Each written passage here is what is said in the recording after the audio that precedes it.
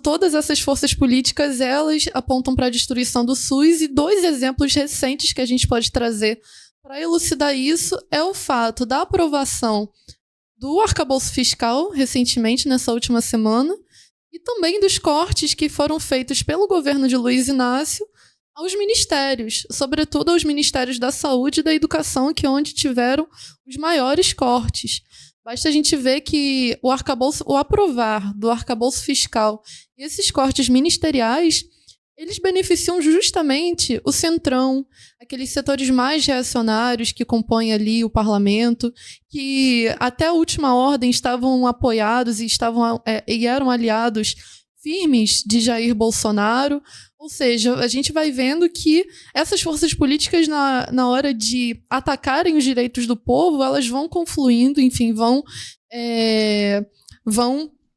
apontando justamente para a destruição desses direitos. Basta a gente ver também outra contradição evidente, é o fato de que o governo diz que não tem dinheiro para poder fazer maiores investimentos na área da saúde, da educação, nas áreas que tocam intimamente os direitos mais profundos do povo, e ao mesmo tempo tem dinheiro para passar em emenda PIX, como foi feito nessa última sexta-feira, emendas PIX gordíssimas, bilionárias, que foram passadas e repassadas para esses parlamentares.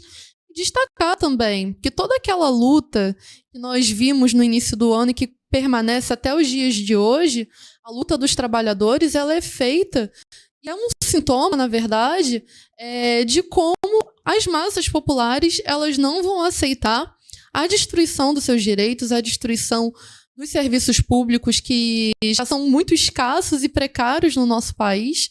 A gente vê, por exemplo, que o SUS ele foi promulgado com a Constituição de 1988, em que esse velho Estado deveria garantir um acesso à saúde de qualidade para todo mundo, só nas letras grandes, porque nas letras miúdas a gente vê que é tirando os repasses da educação, que é justamente cortando os repasses da educação, sucateando ao máximo.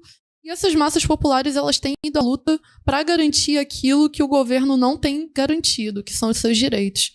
Então, é muito importante a gente ver isso, a gente perceber isso nesse momento, nesse contexto atual.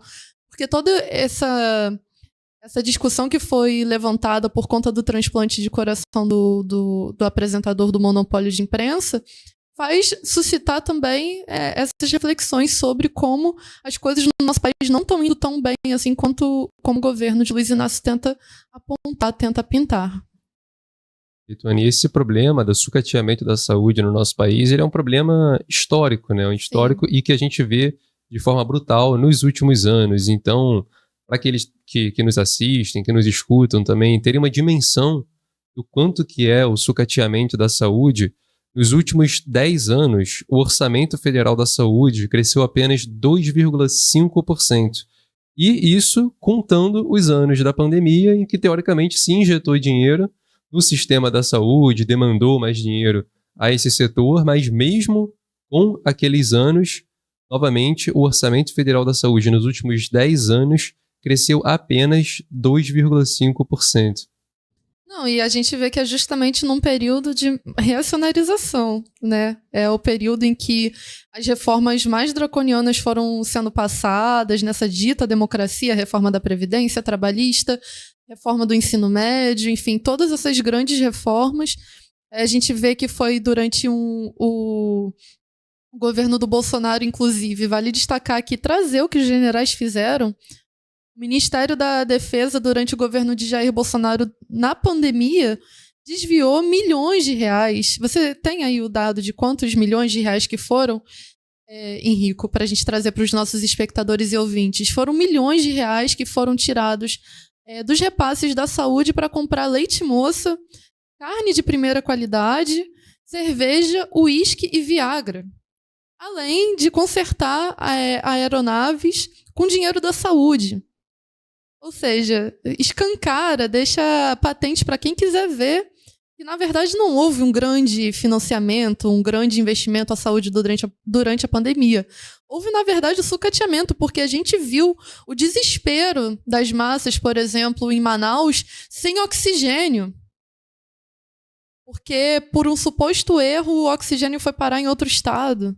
Então a gente vê, assim, como na verdade tudo faz parte de um projeto mesmo, de deixar para as massas o pior dos serviços.